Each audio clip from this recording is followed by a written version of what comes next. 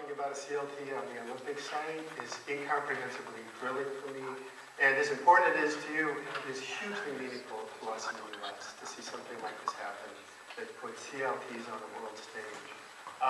It's also a big honor to be part of the John Davis series. John is a very good friend of mine and a mentor. He just sent me a text message saying, break a leg. So anyway, it's great to be here. So I'm here to talk about building resilient cities and what would a sustainable CLT legacy look like on the Olympic site. That's what brought you here. But, I mean, you know, this is the Olympics. I mean, come on. Right? I mean, you know, you could do St. Clements, but the Olympics, you know, you're too small. I mean, a little organization like you, you're not powerful enough to do something on the Olympic site. Well, all right. You've done a few amazing things already. You founded the first ever CLT in London, and you've worked for 8 years to make St. Clements a reality. And you're talking about creating a CLT homes on the Summer Olympic site. This would be the first CLT homes on an Olympic site in the history of the world. All right? This is the coolest thing ever. All right? This is Dave specifically requested this graphic. I was going to use Oscar Pistorius if he wanted the fonts. I think he was right. This is a very big deal for the worldwide CLT movement. This is a very big deal for us in the US. And the eyes of the world are upon you. And we're there to support you. We believe in you. Because we know that tiny CLTs can do very, very big things. If you're smart and tenacious, you play nicely with others, you can make big things happen. How do I know this? Well, I've lived through it, along with this guy, Saul Levin, who taught me everything I know about CLT. So Saul Levin had this insane idea that the Madison area CLT, a very small organization with a volunteer executive director, Saul was a volunteer, that we could somehow take on a 31-acre project that combined community gardens, a farm, prairie restoration project, kids education programs, 30 units, a mixed income co-housing, a project that had never been done anywhere in the US before. And he had no business committing us to a project like this. It was far beyond our capacity. He was not. But he was a true believer. And he thought that his little CLT could do absolutely anything in the world. There was no project that was too big for Saul Levin. We'll be back in a second. All right. And he persuaded a lot of people that his idea might work, including me.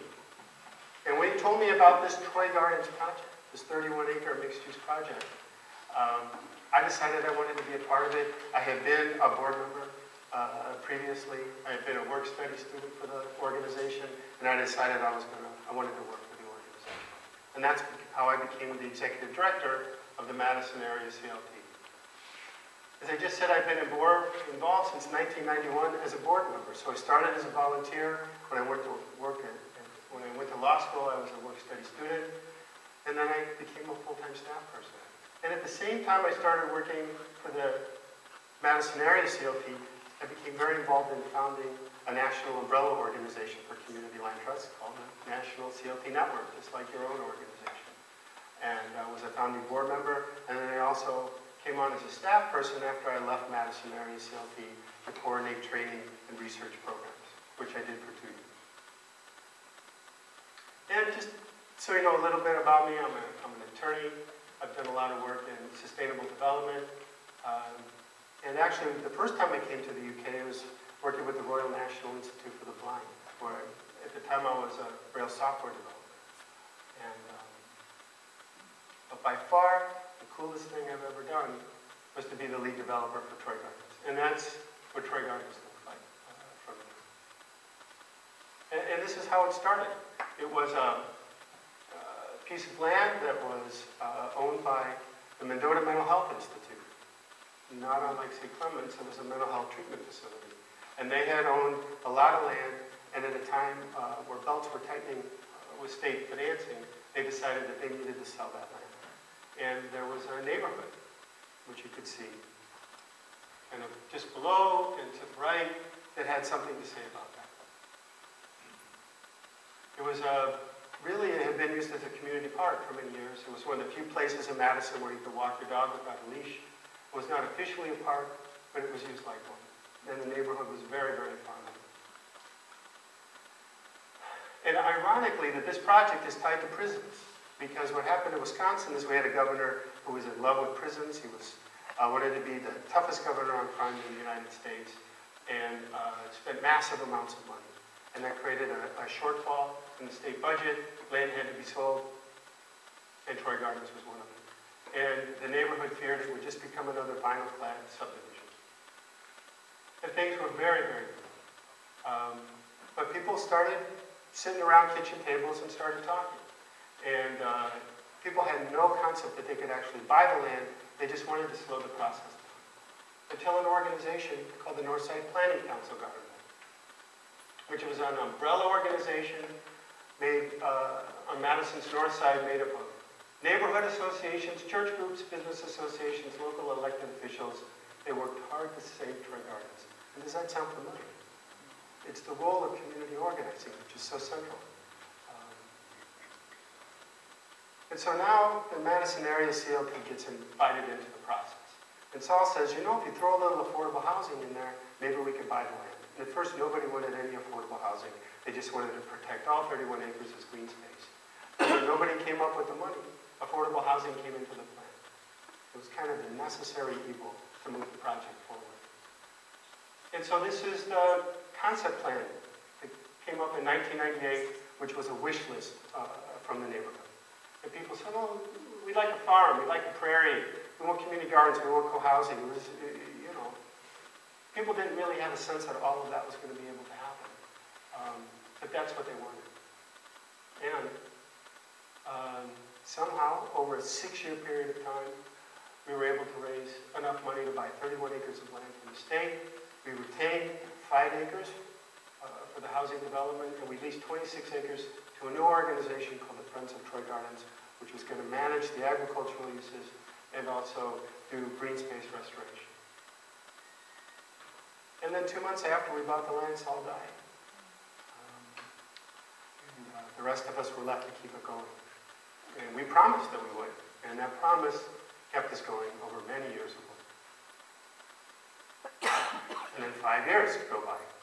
And we have a fancy map and all our city approvals. And it was 5 years of work. And what was very difficult is that we didn't have a single point person with the city. We had to negotiate with 6 or 7 different departments separately. And then we had to go back to the community because this was a community engagement process. It was a community design process. So we had to go back to the community each time there was a change, check in with them, then go back to the city. And it took a while. And then we ended up with this map. And if you'll notice, let's see if this thing works. There's the housing. Remember that 1998 concept plan? The housing, right there. Gardens right there. Farm there, prairie there. So far we're able to implement kind of this dream plan almost entirely. And then 2 more years go by.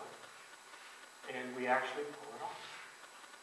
Which I still can't quite believe, to be honest with you. And now I'm just going to show you some pictures of how the project turned out. This is the view of the housing through the community gardens. And this picture actually ran in the Wall Street Journal. They did a feature on themed neighborhoods. So they talked about agricultural neighborhoods like ours. They talked about a NASCAR neighborhood. You know, and they talked about horse-oriented neighborhoods. And people at the Madison area CLT were very ambivalent about our project being featured in kind of the official media of capitalism, because we thought of ourselves as such a progressive organization. But it was good to get the exposure. 25% of the people who garden at Troy Gardens are immigrants from Southeast Asia. And it's a great place for people to come together. We have folks of very low income. We have people who are millionaires who live on the lake in very fancy houses and everywhere in between. And they all come together in the community gardens. And this is the project from an airplane just a couple of years ago. And it's pretty much exactly what the community asked for. And the community came up with a much superior plan than anything we could have come up with ourselves. We never would have had the audacity to want to do all these different kinds of things. But we made a commitment to be responsive to the community and to engage them deeply. And they came up with fabulous ideas, and we implemented 95% of them. And of course, they were frustrated about the 5% that we couldn't pull off, but 95% of them did. There's a youth education program that started at Troy Gardens that's now spread to virtually every elementary school in Madison, Wisconsin. So it's had a huge impact. And we actually led some of the initial work that led to the opening of an agriculturally focused middle school that opened last year. So we've inspired work around the city. There's a kids' garden, and up there is the chicken coop, right? And so one of the things that happened from our work at Troy Gardens, it got the city very interested in agriculture in the way they never were before. And they passed a chicken ordinance. So now everybody could have 4 chickens, but no roosters. You know, chickens are, it's all about the roosters, that's it. You know. Community gardens, which are a great space for people to come together in a way that I've never seen happen in any other kind of gathering space. There's a prairie that actually gets burned every year as part of the restoration process. There's a 5-acre farm that's a community-supported agriculture farm. Everybody buys shares in that farm.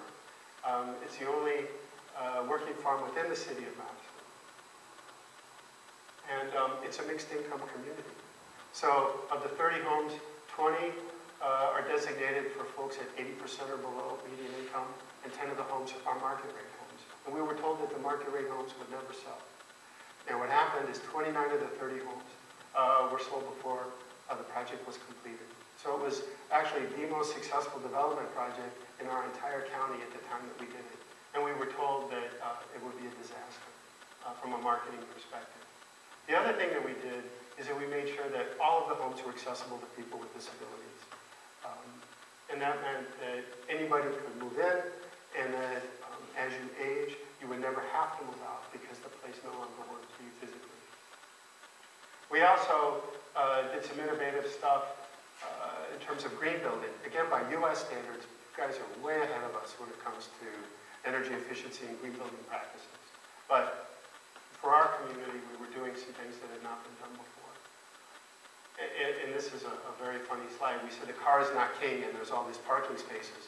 But for Madison, this was very much reduced parking and helped influence the city to start rethinking its policy of requiring 2 parking spaces per unit, which I know sounds absurd, but that's our environment. But by far the most important thing and the most complex thing is the people, right? Because buildings are pretty straightforward. But creating a place where people will really come together as a community and also be woven into the surrounding neighborhood. And that really drove the whole process. Our design process was one where we wanted to facilitate a sense of community. And by engaging the larger neighborhood was very invested and felt very connected to the project as well. So if we could do it, you can do it, which is really my main message. So, now I just want to give you a little Olympic history, right? But this isn't the kind that they show on television. Looking at past Olympics, for the immediate neighborhood, it is just not a pretty picture. It's a trail of broken promises.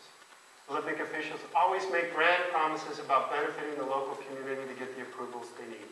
I looked at Olympics, Summer Olympics going back 40 years. There's a consistent pattern of grand promises.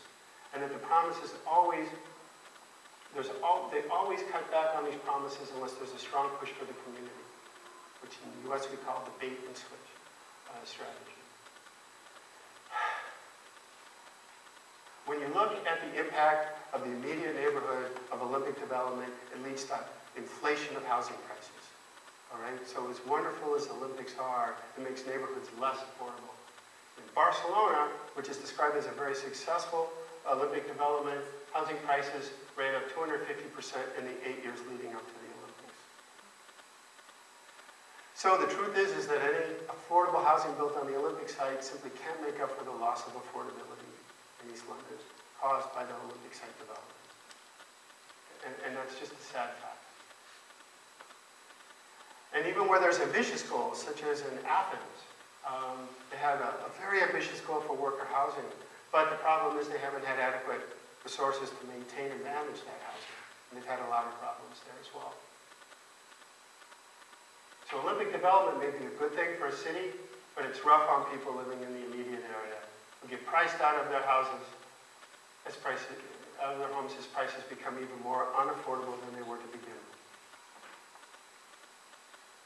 So there's this thing we talk about in the US called the affordability gap, which is a difference between what the median price of a house is and the median income in a community. The Olympic Park will have the impact of increasing the affordability gap in East London. And the affordability gap in London, I don't know any place that's got a bigger one. You know, I mean, there would, certainly with New York City, with San Francisco, probably with Paris. You know, housing is as unaffordable here as it is anywhere on the planet, potentially. All right, so this is the thing that just blew me away over the last couple of months. Well, there's no problem. We'll just redefine what affordable is and solve the issue. So now, apparently, housing is affordable if it's priced at 80% of market value. You know, so what, 80% of $1 million pounds is affordable? No. Affordability, it has to be referenced to income. It really, you know, affordability is not something that should be defined relative to the market. So what else is happening at the Olympic Park? Well, the affordability goals have been ratcheted back. Initially, 50% of the housing at the Olympic site was going to be affordable. Then it went to 35 when I was doing my slides a couple weeks ago. Now it's 28%. I just found that out today. All right? That figure will keep eroding unless somebody pushes back. And the pressure will be enormous to increase the amount of market rate housing because development always costs more than you think it is. Developers, by their nature, are either overly optimistic or somewhat deceitful, depending on how you look at it. You have to be optimistic to do these kinds of projects, and they always end up being more expensive than you think they are. So let's do something about it, all right? Just a minute. We'll do something about it in a minute. All right? So let's create some affordable CLT housing in Champlain Manor, all right? Yeah, come on. All right? So, 800 homes, 28% as of today, will be affordable. And of the 28% that are affordable, roughly 6% will be social housing, 40% will be CLT homes. That even got a little bit slippy today. And what we heard today when we met with London Legacy is 100 CLT homes. That's what they're talking about. So there's a developer, Taylor Whitby, who's going to be managing who's going to be the developer for the project. They're going to be working with L&Q, which will provide the social housing component. And the way it's structured is that Taylor Whitby will not be purchasing the land. They will be paying a percentage of profits from the project to London Legacy Development Corporation, which again works against affordability because they're not making money on the affordable units. They only make money on the market rate units. All right, so that 28% can still grow. All right, so, but who's going to do the CLT homes? All right, London Legacy Development Corp has said that, yes, we will do a CLT. You know, but what about making it the East London CLT? Right? So they've outlined a plan for moving forward with the CLT. And there's a first stage, and this is something that they discussed in a meeting earlier this year. And by the end of the year, their goal is to, first of all, they haven't decided 100% that there's going to be a CLT. That's what we found out today. It was a very friendly meeting. Duncan Emmeus said that he loves the concept of the CLT, but they haven't decided 100% yet. Okay, so it's important to know. And then once they decide to do a CLT, now they need to figure out how they're going to do the CLT. And the issue is, are they going to do it themselves, or are they going to partner with an external entity to do the CLT? Now they're talking about in the initial stage to appoint a shadow board, which is a phrase that, you know, maybe is very comfortable for you folks, but is one that makes me a little bit nervous. And is that initially when they're going to set it up, they're going to set up a kind of an initial board to kind of get things going but is it going to have any really meaningful community representation? You know, it's just something to get things going, but that's during the time where the design decisions are going to be made, and the number of CLT homes is going to be set, and affordability targets are going to be set, and that would all be done during a period of time when the shadow board was running things.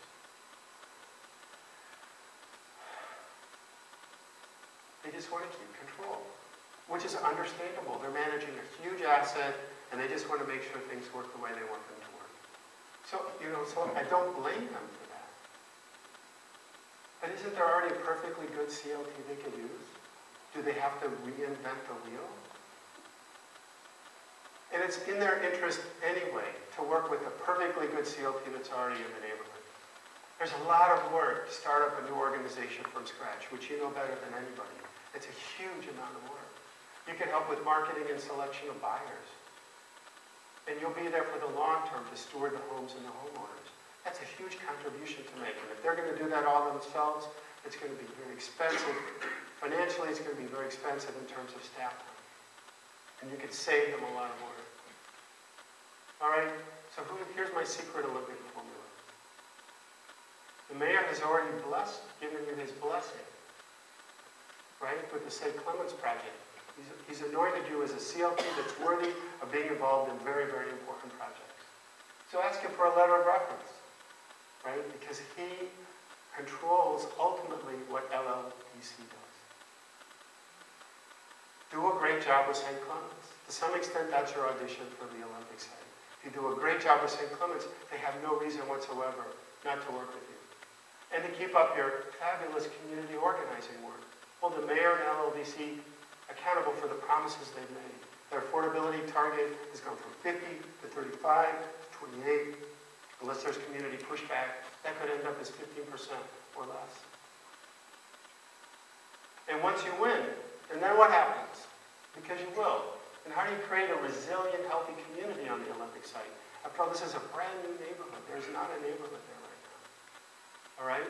We've got great ingredients. We have to remember the Olympic site is being developed in some ways in a very, very intelligent manner. They have a commitment to universal design, housing for the lifespan. So it works very well for people with disabilities and older persons. They have a commitment that they've already made to mixed income housing. There's a lot of green space already incorporated there. Of course, they have the best recreational facilities on the planet. They're building schools there, and there's great mass transit. I mean, these are unbelievable resources. They can make any community successful. You just need to hold them to it. We talk a lot in the U.S. about what the C in CLT means. What do we mean by community? Well, my belief is that the C in community land trust is community organizer. And you do it as well or better than anybody in the world, quite literally. Something that I always say is the best time to protect affordability is now. Things are not going to get cheaper in the future, right? If you wait for some future day to protect affordability, it may be too late. It only gets harder from there in terms of protecting affordability, so you might as well do it right now. And keep pushing back, because I think there's no place on earth that better illustrates the value and the need for community land trust than East London. CLTs all over the world have your back. You know, this is a very big deal to us in the US. I know that folks in Australia are very interested in this, Canada as well. So we're there for you. If you need help of any kind, there's a number of people who are willing to do the work to make something happen on the Olympic site. John Davis, I know, is there. Brenda Torpy is there. Our national organization in the US will be there as well. So we are willing to pitch in. And that's my talk. So, thank you.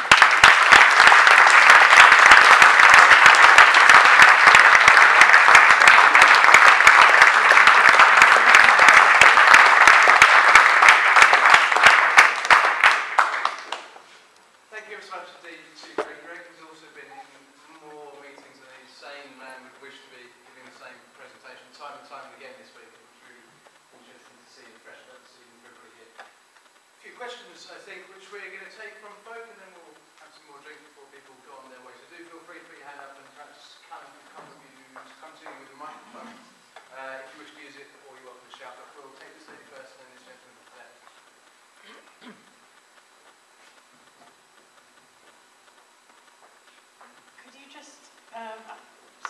a brief summary of what happened in this meeting today? What were you trying to achieve? And, yeah, well, who was it with, and what will happen after that? Well, we had a number of conversations leading up to the meeting amongst ourselves to figure out what our strategy would be when we went there, and we landed on being friendly and knowledgeable as our goal. Not to go in and make demands, but just to try to do some relationship building. I was really quite pleased that Duncan Innes was enthusiastic about CLTs. He seemed to have some basic understanding of that. He didn't say make 100% commitment there would be a CLT, but he expressed interest in it. He also talked about the possibility of the CLT doing more than just holding land underneath the CLT homes, but potentially some of the green spaces of the Olympic site as well. What he didn't have as deep an understanding of is the notion of community participation and community engagement. And one of the concerns is that they're going to go all the way through their design process for the site without meaningfully engaging the community. You know, and so that was an issue that surfaced. And at the end, what he said, and I think this is correct, is they have a decision to make. They could either, number one, build their own internal capacity to do a community land trust on their own, or they could partner with some kind of an external entity that could do that for them. And I think the answer is both. I think they really need to be educated on the role that CLTs can play so they can meaningfully partner with somebody else. I think they absolutely need to partner with somebody else about the community engagement piece. Absolutely. And one of the challenges is that the Champlain Manor is physically isolated from the surrounding neighborhoods. So how do you weave that into the larger fabric? You know, and that's something that you folks would be able to do very, very well that they simply can't do themselves. So I think it was a very positive meeting. You know, they're open to having ongoing conversation, but it's going to be very, very important for you all to stay active. Because again, these affordability targets can erode, and the whole project could be designed without meaningful community participation, unless somebody pushes very hard for that. So this gentleman first, and then we will come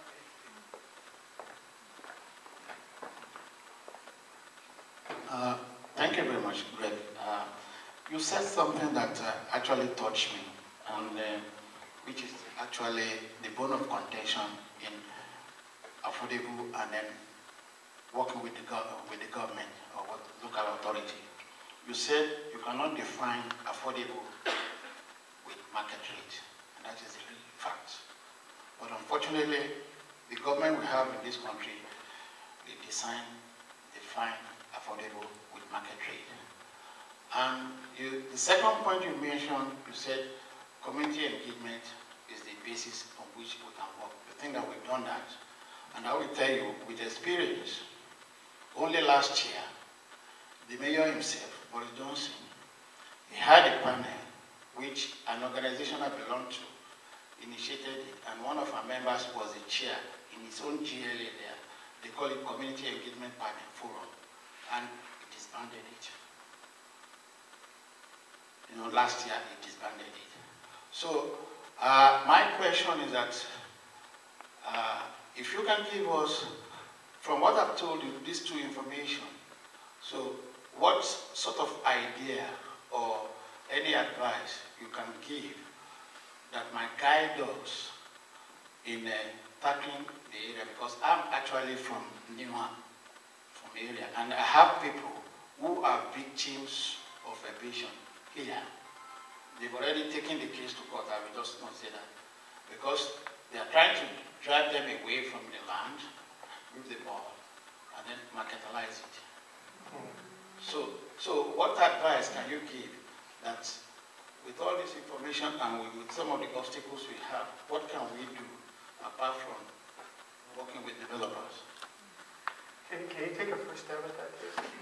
So the first question I think was about defining rent as 80% of the market rate. No, you said you can't define affordable with the market, which I agree with you now. Yeah, that wasn't the great. But the government is saying that. So the question was, do you think that any affordable housing should be defined by income or by the market? And the second question was, what specifically can you recommend in terms of, I presume, community organising tactics to prevent people being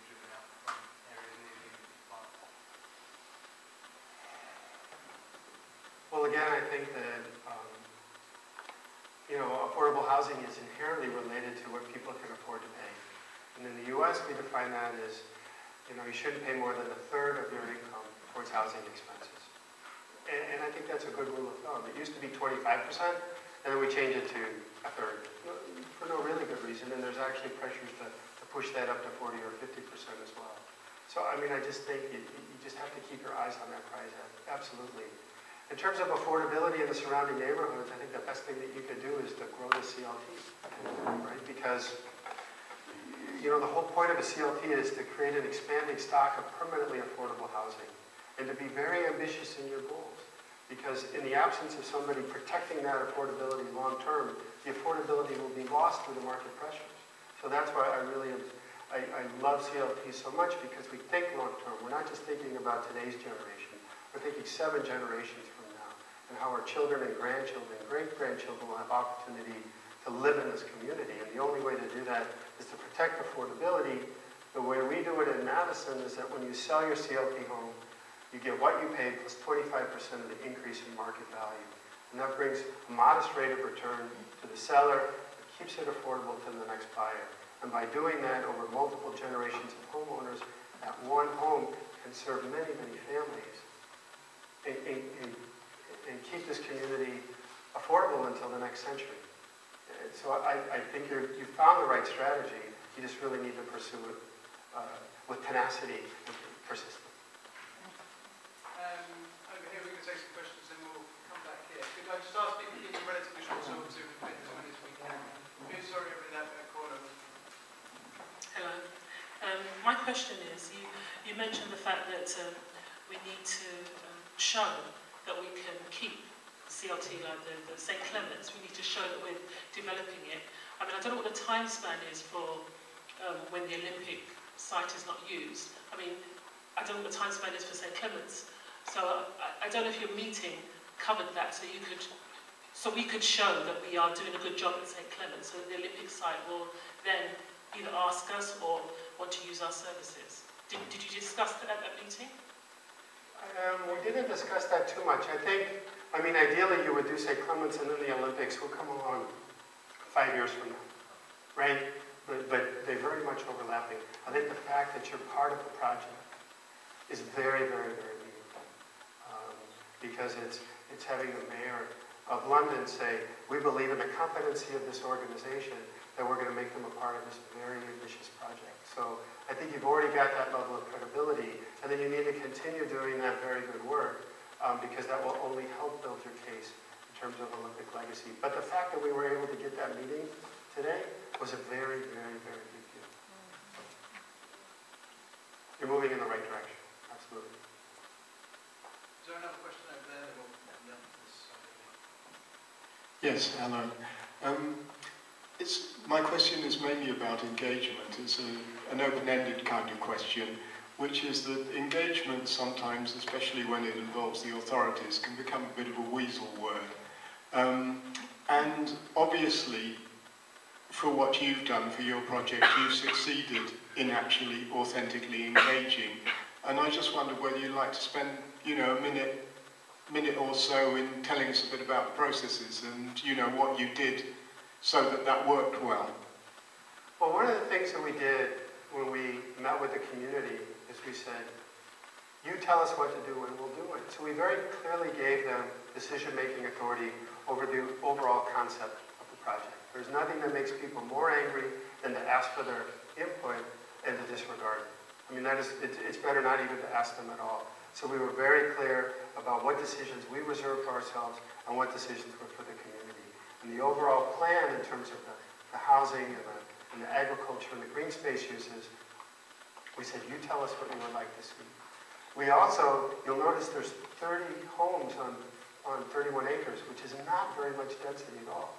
And even 30 homes on 5 acres is not much density. We could have done 2 or 3 times that quite easily. But the neighborhood was very firm because they already had some dense rental housing next door. They didn't want a dense development. And the condition for us getting involved was for us to agree to that, and we did. So And then once it came to implementation, our message was, all right, you've told us what it is that you want to do. Give us the room to actually make it concrete, get the approvals we need from the city, and then we'll come back and check with you to make sure that we haven't lost our way, and also because some things got changed, more of the finer grain details along the way. So, I mean, the key thing with community engagement is what does, who's making what decisions, to be very, very clear about that. And if you don't like the decisions that you're, who's making the decisions demand that you're a part of those. And here, for the Olympic site, we do not envision, at this point, giving the community meaningful decision-making authority. And I think that's a problem. There are three questions down here. This gentleman, anybody else want to take in?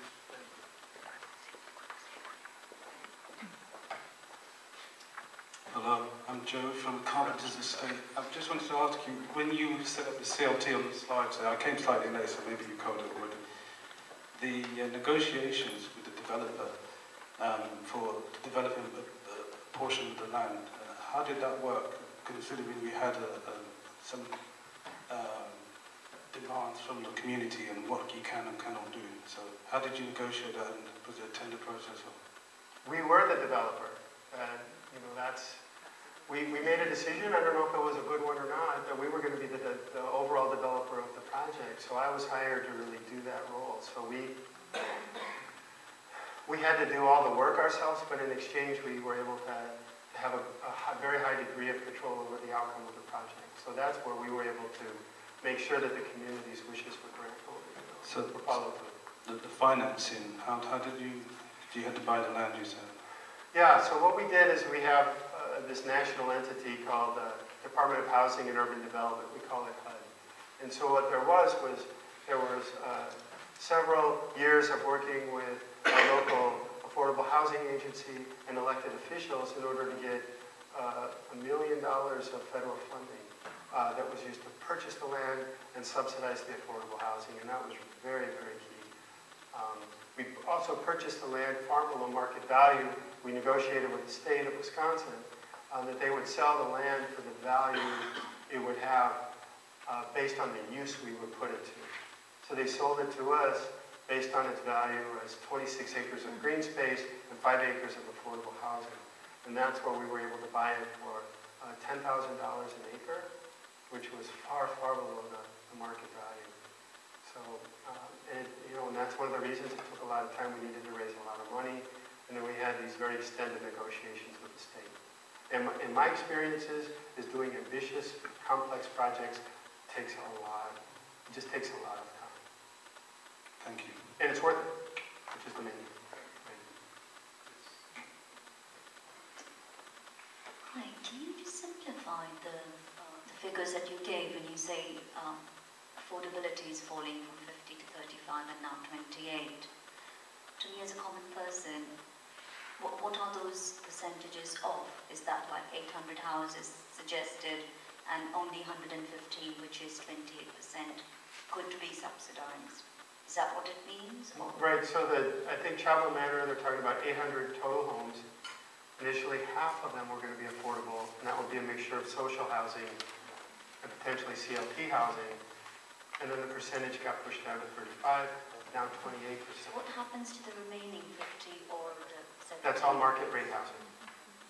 And who decides on that? Is it the community, the CLT, which has got, or is it the government, or who decides that? That's going to be LLDC in collaboration with... so the developer. Okay, There's a special kind of arm's length government body called London Legacy Development Corporation, and they're the guys who make that decision on which developer it goes to. It's now gone to the state. This gentleman over here, who's next? Thank you. My name is Jeremy Grenra, and I've lived in Tornavels for 30 years. That's beside the point.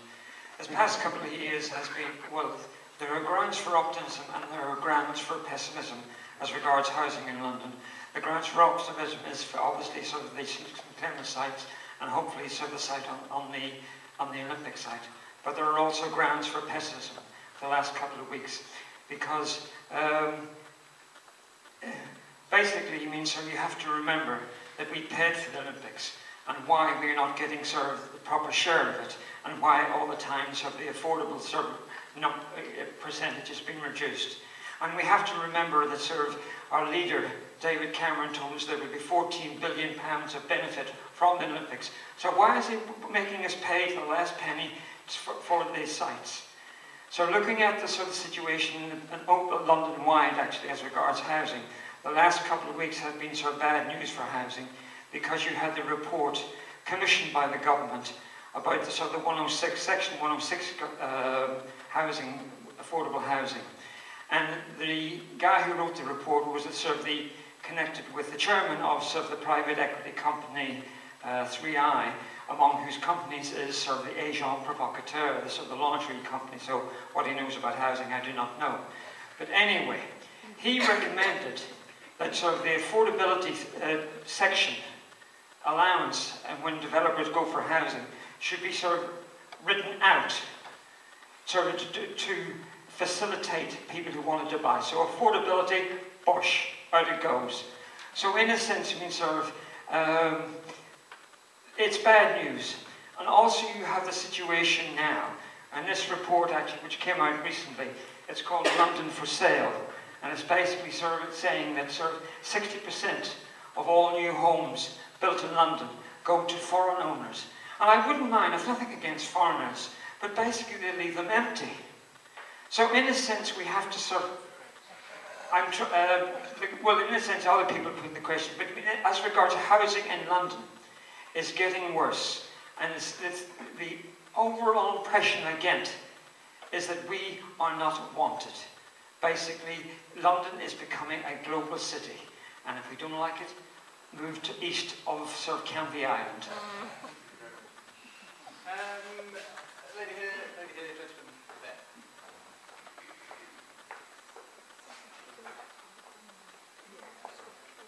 Thank you. Mr. Rosenberg, you mentioned that the London Legacy Development Corp will take a percentage of the shares from the sales and not the full land costs. Will that be taken from the sales that are on open market, or is it from the affordable, whatever we define as affordable? So they're only going to share profits with the open market housing. Right. So again, that creates pressures to further reduce the percentage of affordable homes, because the higher percentage of market rate homes, the more money that LLDC will make from that. And one final question following from that, will that be a one-off payment, or will there be ongoing payments over that? Okay. Thank you. I think the payment comes in once the homes are completed and sold, but I don't know exactly what the mechanism is. Right, okay, thanks. Let's see down here, right here, and that gentleman.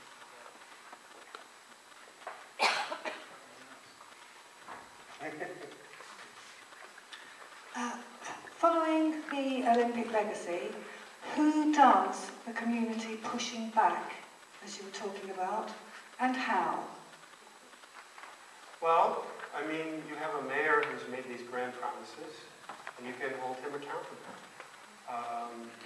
So I think that if you think that the East London CLT should be the CLT on the Olympic site, and then you should make some demands in that regard. And my guess is you could be quite successful with that. And if the mayor supports you, and then I think it happens.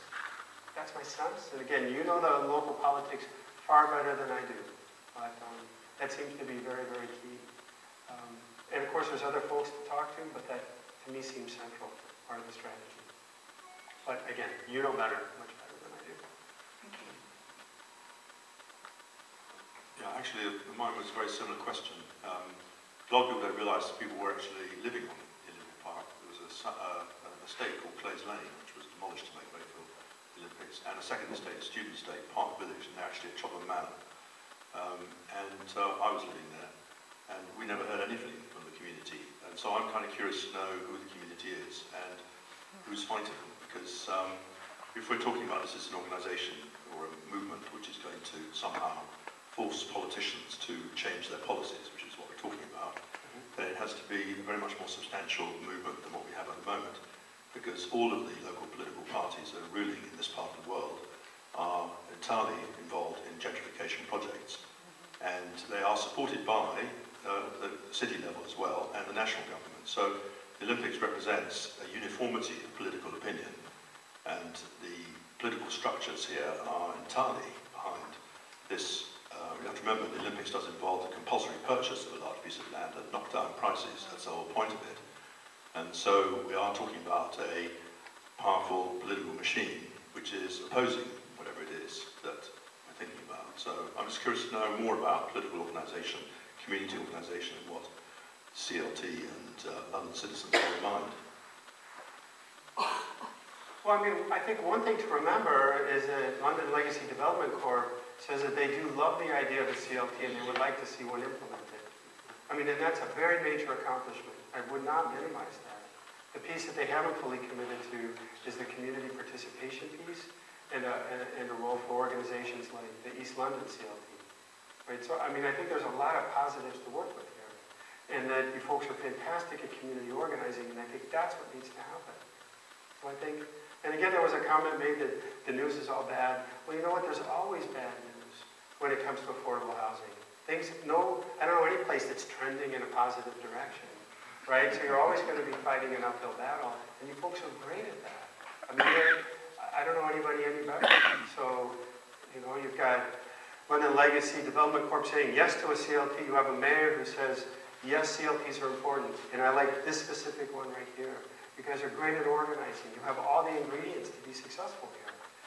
Against the backdrop of things getting worse, and they will always be getting worse. And that's just the world.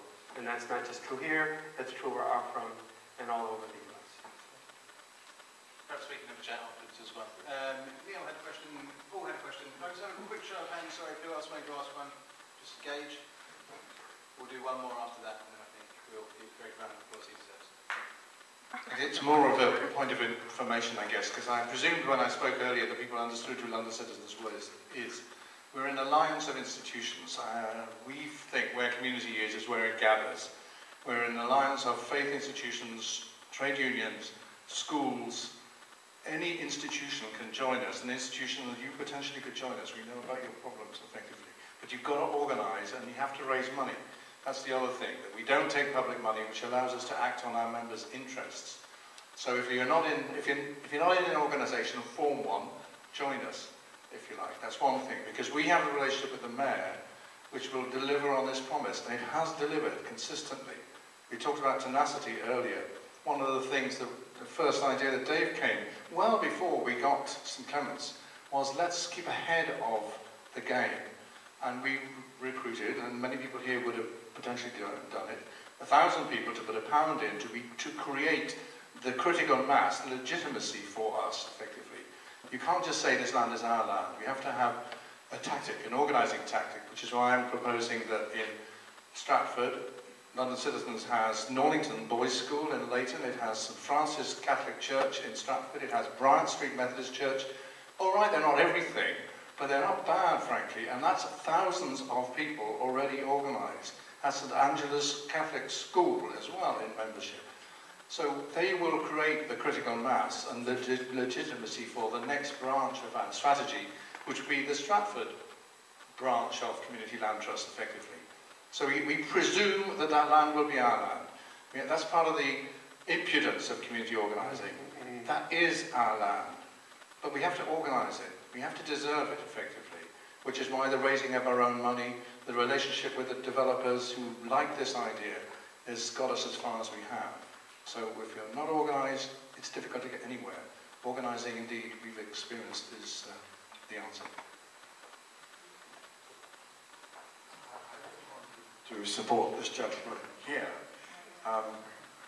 the market pressures on the Olympic side are going to be greater than ever been, and they're getting greater every day. I have some Chinese friends, and I said, why are all your Chinese compatriots buying London? And they said, yes, you're absolutely right. They're not just buying one house, they're buying several. There's the people fleeing, the wealthy fleeing their dodgy economies. There's Europe, who are concerned about the euro. they're buying London. London is a safe haven. London property is a safe haven. And the Olympic site is going to be a very, very attractive site for the market, for the housing market, for the international housing market. So this business of organising and getting the power of the community behind the whole idea of affordable housing on the Olympic site is going to be more important than it has ever been. Yes. Yes. Yes. My answer is yes. Excellent. One final question, I think, this evening. This is more of a general question than to you particularly, Greg. I have a number of friends who aren't currently members of East London CLT, but would quite like to join. How do they do that?